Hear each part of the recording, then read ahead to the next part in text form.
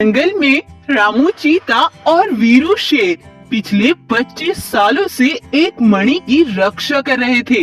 वो किसी को भी उस मणि के आसपास नहीं जाने देते थे और ना ही दोनों एक साथ उस मणि को छोड़कर कहीं जाते थे। देखो भाई वीरू, अब 25 साल पूरे हो चुके हैं और अमावस्या की रात भी नजदीक है। उस रात इस मणि की शक्तियाँ भी वापस आ जाएंगी और फिर हम इस मणि से अपने महाराज को असली रूप में ला पाएंगे। फिर हमें कोई परेशानी नहीं होगी। लेकिन भाई, हमें अब इस मणि की रक्षा के लिए कुछ सिपाहियों को निगरानी पर खड़ा करना होगा, क्योंकि वो जालिम सिम्बा फिर से 25 वर्षों पहले जैसी कोई हरकत ना कर सके। क्या आप जानना चाहते हैं कि 25 वर्ष पहले क्या हुआ था और ये मणि की रक्षा क्यों कर रहे हैं? तो चलिए शुरू से देखते हैं। जंगल में 25 वर्ष पहले भोलू नाम का एक बाघ अपने दो दोस्त रामू चीता और वीरू शेर के साथ जंगल पर राज कर रहा था। भोलू बाघ का जैसा नाम था वैसा ही उसका व्यवहार भी था। भोलू बाघ के पास कुछ शक्तियां थी जो कि एक मणि के अंदर थी। उनसे भोलू बाघ हर गरीब और परेशान जानवर की मदद किया करता था। भोलू अच्छों के लिए अच्छा और बुरों के लिए बुरा भी था। अगर कोई इसके जंगल में कोई नुकसान या किसी को परेशान करता तो भोलू मणि की शक्तियों से अपने कई सारे रूप धारण कर लिया करता था और फिर अकेला ही उसे जान से मार डालता था। ये शक्तियाँ भोलू के पिता ने भोलू को दी थी और कहा था, सुनो बेटा भोलू, इन शक्तियों को संभाल कर रखना और इनका इस्तेमाल करना दोनों में ही रिस्क है। जब तक तुम इनका इस्तेमाल अच्छे कर्मों में करोगे तब तक ये तुम्हें कोई नुकसान नहीं पहुंचाएंगी। लेकिन अगर तुमने या धोखे से किसी और ने इन शक्तियों का गलत इस्तेमाल किया तो तुम 25 सालों के लिए एक पत्थर के पुतले में बदल जाओगे। अपने पिता की यह बात भोलू बाघ हमेशा याद रखता था और उस मणि को कभी भी किसी को नहीं देता था। लेकिन भोलू की इन शक्तियों का पता जब जंगल के एक सिम्बा शेर को पता चलता है तो वो लालच में आ जाता है। अरे, उस बाघ के पास वो मणि बहुत कीमती है। अगर मैं उस मणि को हासिल कर लूंगा तो मेरे मुकाबले कोई खड़ा नहीं हो सकता और ये सारी दुनिया मेरे कब्जे में होगी। मुझे कुछ भी करके उस जंगल में जाना होगा। तब सिम्बा लकड़ी का व्यापार करने भोलू के जंगल जाता है और भोलू से जाकर कहता है, महाराज, मैं पास के जंगल से आपके जंगल में व्यापार करने के लिए आया हूँ। ये तो बहुत अच्छी बात है शेर भाई, लेकिन तुम किस चीज का व्यापार करना चाहते हो? महाराज, मैं यहाँ लकड़ियों का व्यापार करने आया हूँ। जैसे कि सर्दियों का मौसम करीब आने वाला है तो जानवरों को घर बनाने में और सर्दी से बचने में आसानी होगी। तब वो भोलू का झूठी बातों से दिल बहलाकर उसका दिल जीत लेता है और जंगल में रहने लगता है।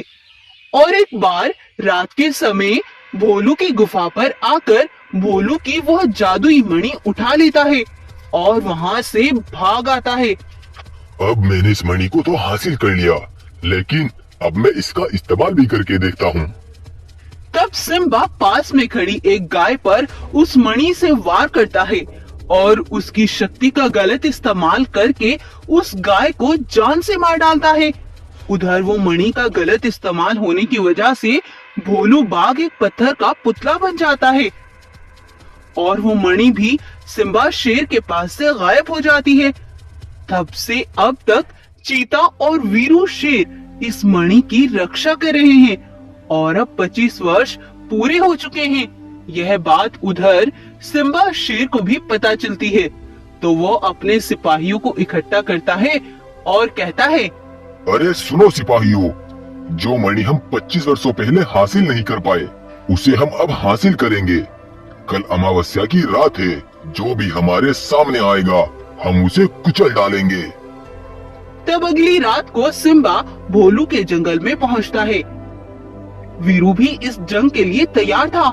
जब सिम्बा के सिपाही उस मणि की ओर बढ़ते हैं तो वीरू अपने बिछाए हुए जाल से उन सब को जान से मार डालता है। वहीं उस मणि की शक्तियां भी वापस आ जाती हैं। उसे देख सिम्बा उसकी ओर भागता है। रामू चीता, जल्दी से तुम इस मणि को लेकर महाराज भोलू के पास जाओ, मैं इसको देखता हूँ। तब चीता उस मणि को लेकर भागता हुआ महाराज भोलू के पास जाता है और उस मणि को भोलू के ऊपर रख देता है। तभी भोलू अपने असली रूप में आ जाता है। यह देख चीता बहुत खुश होता है। तब वो दोनों वीरू के पास पहुंचते हैं। वहाँ वो देखते हैं कि उस सिम्बा ने वीरू को मार डाला। यह देख भोलू की आंखें खून से भर आती हैं और भोलू उसको जाकर जान से मार डालता है और उस जालिम का वहीं पर अंत कर देता है और अपनी शक्तियों से वीरू शेर का भी पुनर्जन्म कर देता है और वीरू फिर से जीवित हो उठता है। वीरू और रामू दोस्त हो तो तुम जैसे हो, जिन्होंने एक दोस्त की जान बचाने के लिए एक मणि की 25 सालों तक रक्षा की। अब हमें कोई अलग नहीं कर सकता दोस्त। उसके बाद से वो तीनों दोस्त हंसी खुशी रहने लगते हैं।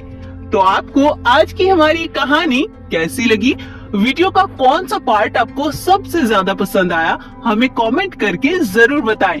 और हाँ, हमें अप्रिशिएट करने के लिए वीडियो को लाइक, शेयर एंड सब्सक्राइब करना ना भूलें।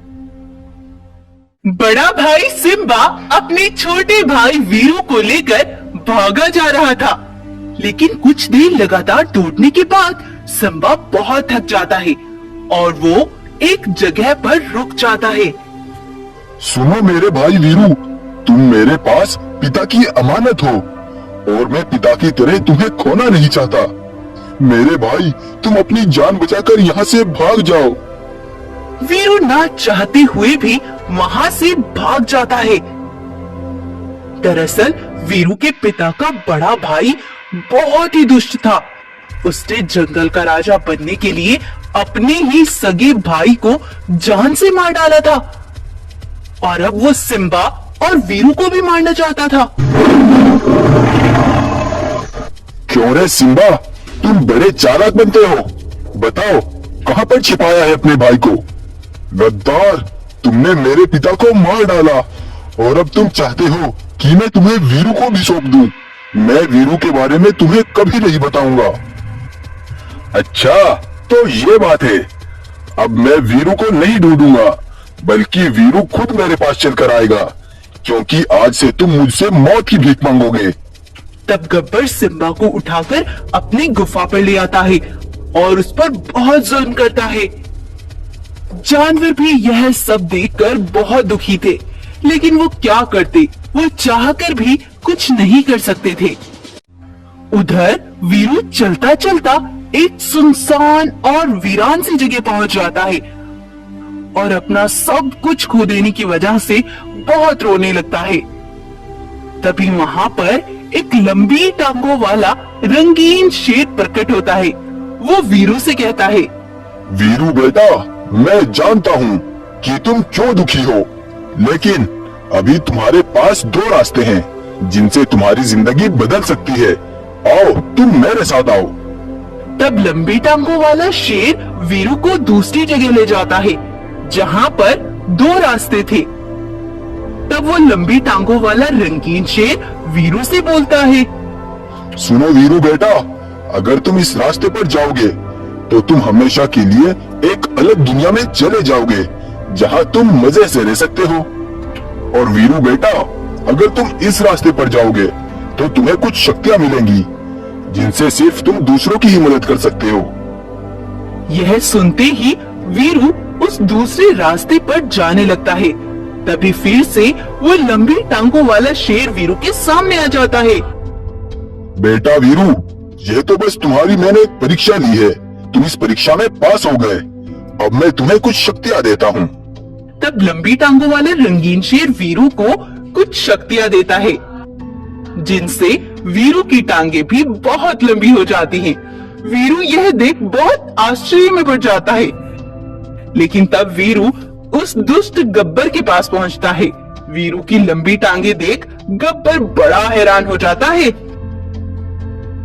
तब वीरू अपनी टांगों से और शक्तियों से गब्बर को जान से मार डालता है और अपने भाई को आजाद करा के उस लंबी टांगों वाले रंगीन शेर के बारे में सब बताता है।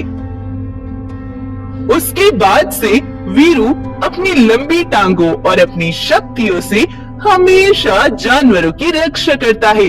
तो आपको आज की हमारी कहानी कैसी लगी?